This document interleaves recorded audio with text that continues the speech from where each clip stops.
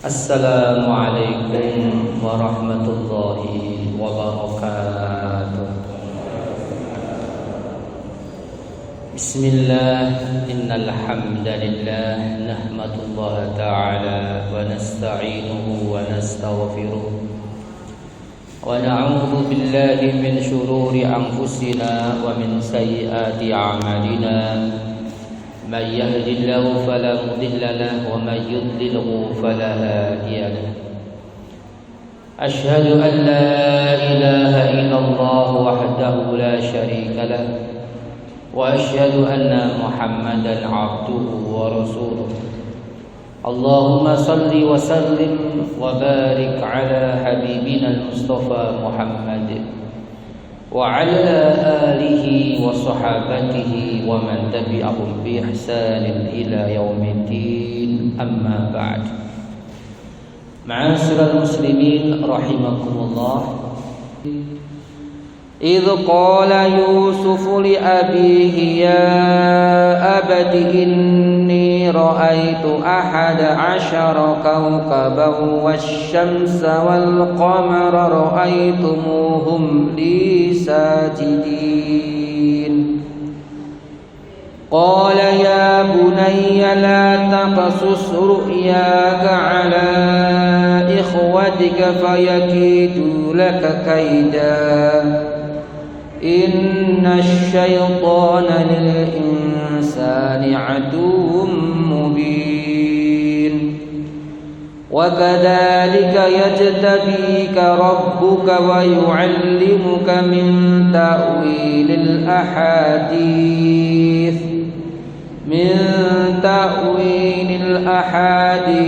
ويتم نعمته عليك وعلى آل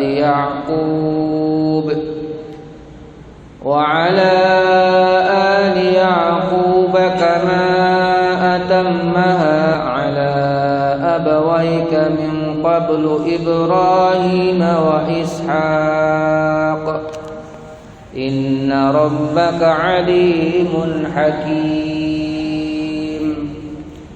إذ قال. Kalau ada kata-kata id, Pak, itu biasanya mengandung arti ingatkanlah, sebutlah. Maka id qala artinya udhkur ya Muhammad, sampaikan ke umatmu. Id qala, ketika berkata Yusufu, Nabi Yusuf.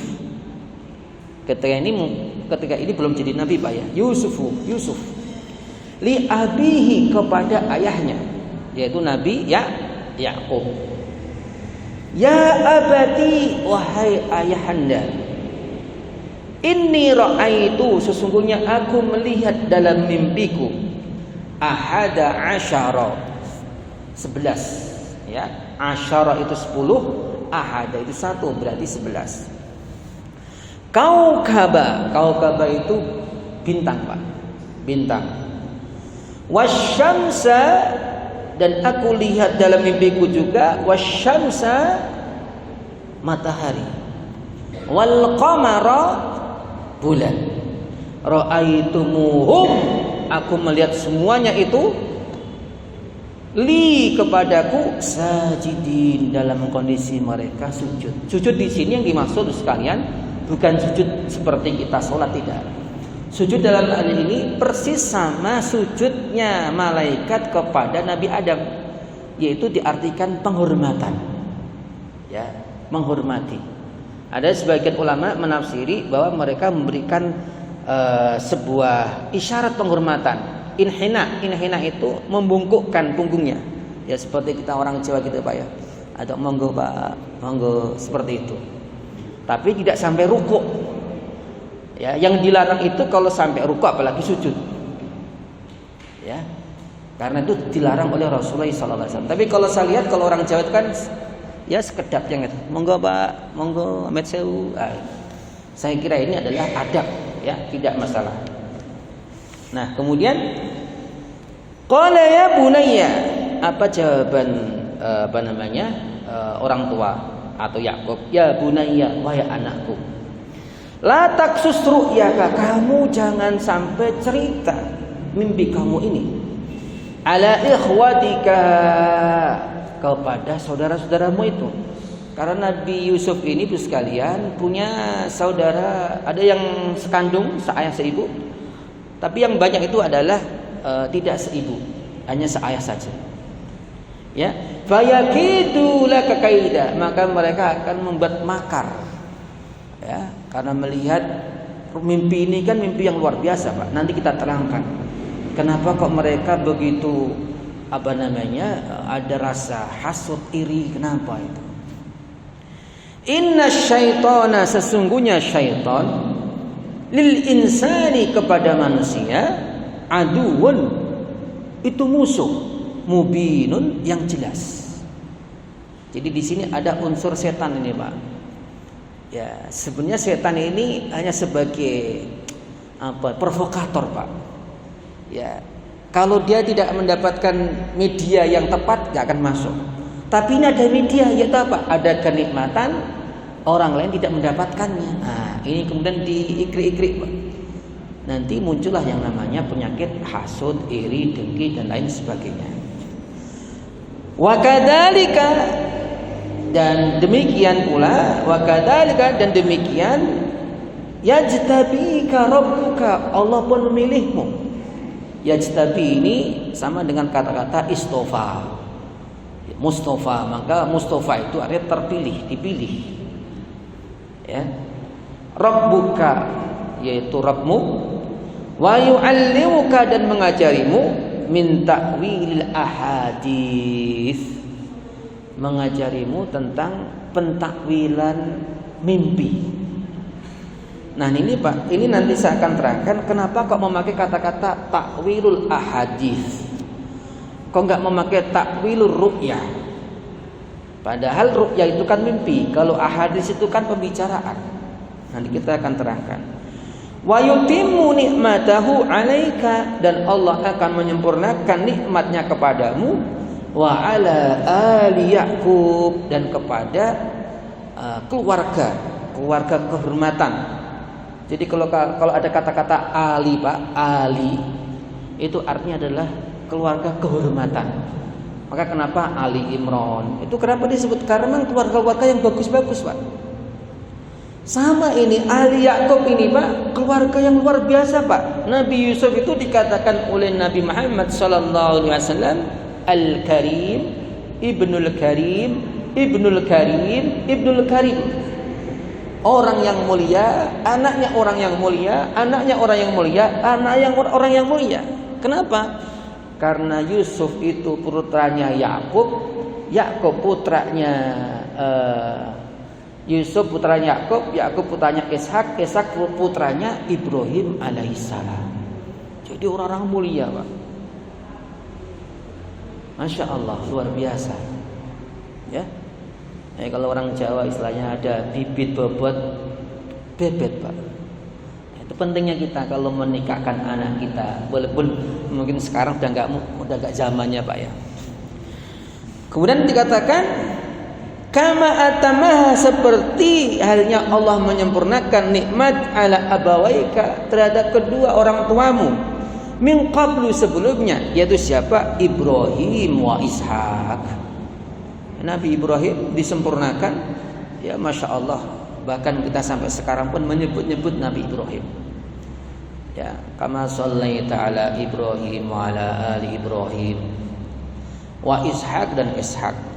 Inna rabbaka alimun hakim, sesungguhnya Rabbmu, yaitu Allah, alimun, maha mengetahui, hakimun, maha bijaksana.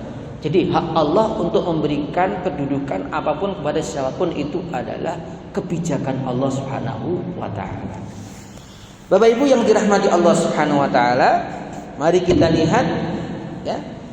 Jadi ayat ini dimulai dengan kata-kata idqala. Artinya apa? Ini sebagai sebuah pemberitaan kepada kita, ya, bahwa kisah ini di dalamnya mengandung berbagai macam hikmah, berbagai macam pelajaran. Maka dikatakan idqala. Kita dibawa dalam sebuah kondisi, Ibu sekalian, kita disuruh bayangkan bahwa terjadi dialog antara ayah dengan anak, antara anak dengan ayah. Dan di sini Ibu sekalian harus kita cermati. Dan ini yang mungkin luput dari kita. Kebanyakan kita itu menyerahkan pendidikan anak kita kepada ibu. Ya kan, Pak? Sehingga anak lebih dekat kepada ibu daripada ayah. Jujur, Pak. Anak-anak kita itu ya kebanyakan lebih dekat kepada ibu daripada bapak. Ini berbeda dengan pola Al-Quran, Pak. Kalau Al-Quran menunjukkan anak lebih dekat kepada ayah. Inilah pentingnya kenapa hadirnya seorang ayah dalam mendidik anak. Jadi kesalahan kita karena kita ini mungkin hidup dalam tradisi ya Pak ya. Ya, di mana kerja pulang capek, seakan-akan kita menyerahkan pendidikan itu kepada bapak itu. Padahal seharusnya bersinergi, Bos sekalian. Bersinergi, dua-duanya harus berperan bagus. Ya. Coba kita lihat lagi misalkan kisahnya Luqman. Itu kan antara anak dan ayah juga. Siapa lagi? Ibrahim sama Ismail. Mungkin di Quran itu hanya satu Pak menyebutkan antara ibu dengan ayah, dengan anak, yaitu siapa? Maryam. Ya. Tapi kebanyakan kisah dialog anak dengan orang tua itu adalah antara anak dengan orang tua ayah. Nah, ini memberikan isyarat Bapak sekalian pentingnya ya peran seorang ayah itu hadir dalam diri anak. Sehingga ia memiliki karakter yang kokoh, apalagi dia seorang laki-laki, anak laki-laki. Ya, jangan sampai kita sibuk, anak gak kita berikan haknya, perhatiannya, ini jadi masalah. Maka di sini muncul keberanian Yusuf untuk berkisah tutur kepada siapa? Kepada ayahnya. Nah, dikatakan di sini, idz qala Yusufu li abihi ya abati. Bapak sekalian, dialog antara anak dengan orang tua itu harus dibangun dengan apa nggih? Dengan keharmonisan. Anaknya manggil ya abati. Itu panggilan yang sayang loh Pak, ayahandaku. Oh, jangan jangkar Pak. Manggil orang tua jangkar apa ya. Ini kembali pada pola pendidikan sebenarnya ini. Ya. Kemudian apa? Ayahnya penyebut anaknya ya bunayya. Ya kan Pak? Ya bunayya, wahai anak. Jadi hubungan itu sangat begitu harmonis antara anak ya dengan orang tuanya. Nah, ini mungkin zaman sekarang mungkin sudah jarang ya Pak ya. Ya mungkin alhamdulillah mungkin kita masih bisa menjaga. Tapi yang di luar sana Pak karena kesibukan hampir 4 jam mencari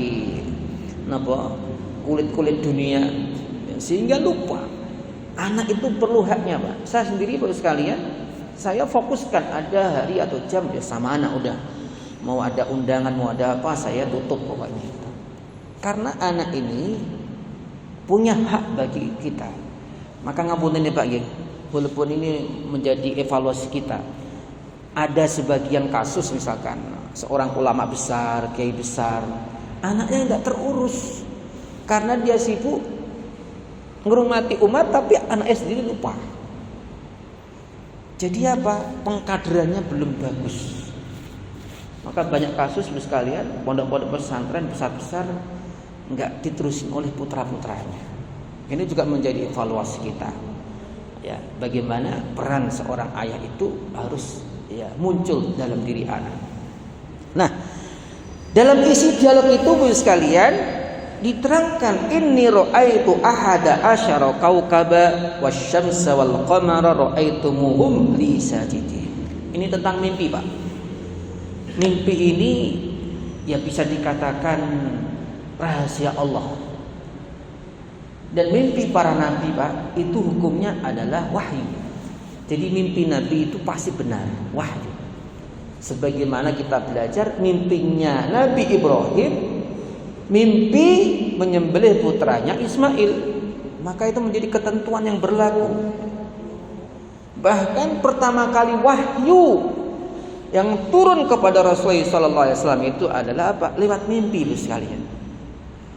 Dan kata Aisyah, riwayat Aisyah, mimpi Rasul itu seperti apa? Falakis sobah, seperti waktu pagi. Jadi mimpi itu terbaca jelas, tidak ada kontradiksinya. Jadi jelas sekali urut-urutannya. Karena itulah Bapak Ibu sekalian, Nabi Yusuf ini mimpi, ya, dan mimpi ini benar dan dibenarkan oleh ayahnya sebagai seorang nabi. Ya, maka ketika dia mengatakan, wahai abi, wahai ayahanda, aku mimpi, dalam mimpiku aku melihat 11 bintang. Nabi Yakub sudah paham, oh ini maksudnya adalah saudara-saudaranya itu. Ya, dan nantinya semuanya akan menghormati. Dan ini benar Pak nanti Pak. Jadi ini kemuliaan. Makanya ngapain ini Pak, kalau kita mimpi itu jangan sembarangan. Orang tua yang cerdas itu selalu bahasanya Pak ya, mencari titis-titis wahyu Allah. Nah, kalau mimpi sekalian, ya jangan dibuat main-main. Dan orang tua semakin dia tirakatnya kuat, semakin dia dekatnya sama Allah kuat, sebenarnya Allah itu sayang sama hambanya dan sudah diberitahu. Cuma kita yang kadang nggak gagas Pak. Tidur ya tidur, nggak tahu. Ya. Maka Nabi Yakub ini memberitahukan, anakku, la taqsus ru'yak, kamu jangan ceritakan mimpi ini. Karena apa? Tahu nantinya akan menjadi sesuatu yang besar. Dan tidak semuanya orang mendapatkan kemuliaan semacam ini. Padahal Nabi Yakub memiliki 11 anak. Ya, Bunyamin yang satu ayah ibu dengan Yusuf yang lainnya itu adalah hanya seayah saja. Nah, maka di sini dikatakan la taqsus ru'yaka ala ikhwatika fayakidu laka kaida. Hati-hati. Ini pentingnya Pak. Perlu kita hati-hati. Makanya Bapak Ibu yang dirahmati Allah SWT, jika mimpi baik ada adabnya Pak. Jadi kalau kita mimpi baik itu kapan? Kebanyakan para ulama menerangkan adalah sepertiga akhir malam. Karena apa? Sepertiga akhir malam itu adalah waktu di mana Allah Subhanahu wa taala memanggil-manggil. Siapa yang meminta aku akan kabulkan. Siapa yang bertobat aku akan terima. Siapa yang minta diampuni dosanya aku akan ampuni. Di samping itu sekalian, sepertiga malam, kalau Bapak Ibu sering malam, sepertiga malam mulai jam 2-an Pak. Sepertiga malam itu ya, sekarang ya setengah 3, jam 2 lah. Ya. Itu adalah waktu-waktunya orang dalam kondisi apa? Istighraqun fin naumi. Tidurnya sangat lelap sekali. Berbeda kalau lagi tidur kok dengan mimpi, nah itu adalah hanya bunga mimpi saja. Bisa jadi karena kebawa pikiran, tadi ketemu orang atau lihat sesuatu yang nggak masuk ke mimpi. Nah, itu adalah bukan mimpi. Maka sebagian ulama menerangkan mimpi yang benar-benar bisa ditakwil adalah mimpi yang jelas urutannya. Kadang kita mimpi apa? Putus-putus. Pindah sana, nggak jelas napa niku alurnya. Nah, kalau mimpi yang jelas alurnya, apalagi berulang-ulang, itu Pak, itu diingat-ingat itu ada sesuatu itu pasti.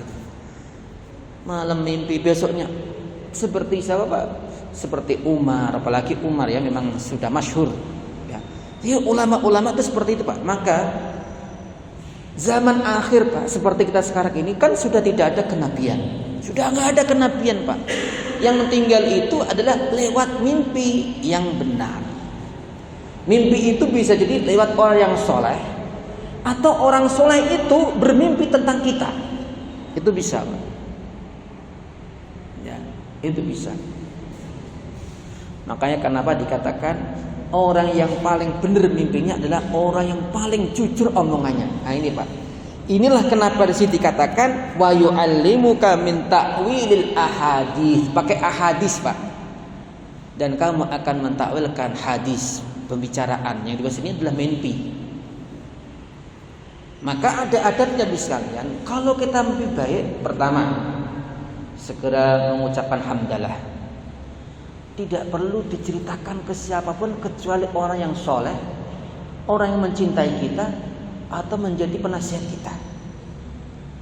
Ya, itu. Karena kalau mimpi ini sampai di tangan orang yang jahat, Pak, bisa berabe kita, habis kita, Pak. Karena apa? Akan memunculkan hasad, iri, dengki. Maka dikatakan, ya, min syarri hasidin idza hasad. Yang bahaya itu Pak, ida itu Pak. Ida itu ketika dia sudah melakukan aksi. Maka dikatakan min syarri hasidin, dari keburukan orang yang hasad, idza hasad. Ketika sudah ada aksi, entah melakukan apa, Pak. Sama dengan ini, Pak. Nabi Yakub tuh gak menceritakan. Tapi Nabi Yakub sebagai orang tua, maaf Pak ya, jenenganlah sendiri punya anak 5. Pasti ada yang masuk ke hati kita toh Pak. Gak semuanya anak itu sama kedudukannya di depan kita. Nabi Yusuf ini, ya namanya orang tua gak bisa menutupi cintanya ya, ketahuan, merasa, ya 11 orang ini merasa, wah kita ini kok tersingkirkan ya. Padahal nggak ada niat satu apapun dari Nabi Yakub untuk melakukan tersebut. Tapi ini perasaan nggak bisa dihindari Pak. Kenapa Rasulullah mengingatkan kepada kita, dulu bersifat adillah kepada anak-anak itu. Tapi perasaan kan nggak bisa. Maka yang terjadi apa? Akhirnya kan dibuang. Tapi itu menjadi alur cerita, menjadi hikmah bagi kita. Nah kembali lagi sekalian. Jadi tadi ya kalau lebih bagus gak usah cerita ke siapa kecuali orang yang memang kompeten, orang yang memang bisa. Jangan asal minta takwil ke orang. Kalau nggak ahli jangan Pak. Karena apa kata Rasulullah SAW? Mimpi itu ya akan terus berada. Ini digambarkan bagaikan seperti sesuatu yang nempel di kaki burung Pak. Sampai dia diceritakan maka akan terjadi.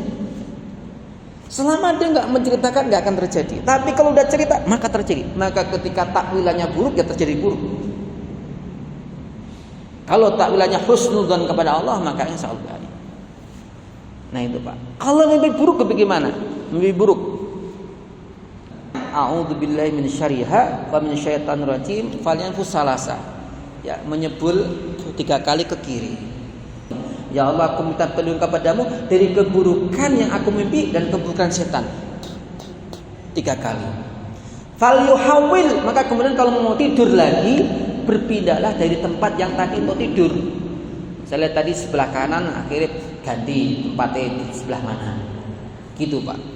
Maka kata Rasulullah, lain yadur, pakai lan. Lan itu artinya apa Pak? Tidak akan terjadi mimpi buruk itu. Saya pernah ini pengalaman pribadi Pak. Maka sering saya katakan takwil mimpi itu Pak, itu kembali